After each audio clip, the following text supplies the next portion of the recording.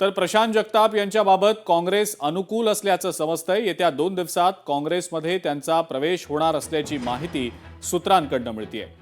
राष्ट्रवादीतून नाराज होऊन बाहेर पडलेले प्रशांत जगताप आता लवकरच काँग्रेसवासी होणार आहेत, पण त्यांचा पक्षप्रवेशाचा मुहूर्त नेमका अजूनपर्यंत ठरलेला नाही। आज संध्याकाळपर्यंत ते काँग्रेसमध्ये प्रवेश करतील अशी चर्चा सुरू होती, पण आज तरी त्यांचा पक्षप्रवेश अद्यापपर्यंत झालेला नाही। त्यामुळे प्रशांत जगताप यांचा काँग्रेस प्रवेश येत्या काही दिवसात होऊ शकेल अशी माहिती सूत्रांकडून मिळतेय।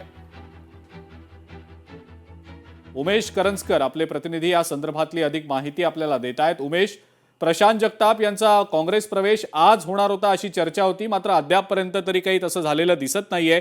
2 दिवसात त्यांचा काँग्रेसमध्ये प्रवेश होणार असल्याचं समजतंय। कुठं अडलंय का नेमकं या संदर्भात?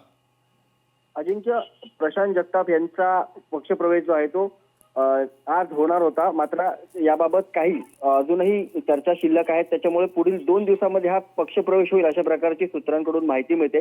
पुण्यात राष्ट्रवादी शरद पवार गटाचे अत्यंत महत्त्वाचे आणि शरद पवारांच्या जवळचे नेते असे प्रशांत जगताप म्हटले जात होते।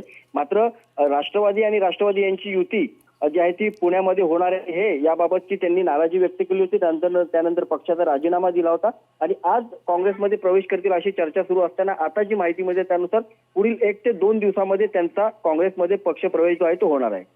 ठीक आहे उमेश, धन्यवाद। सविस्तर माहिती आपण दिलीत त्याबद्दल।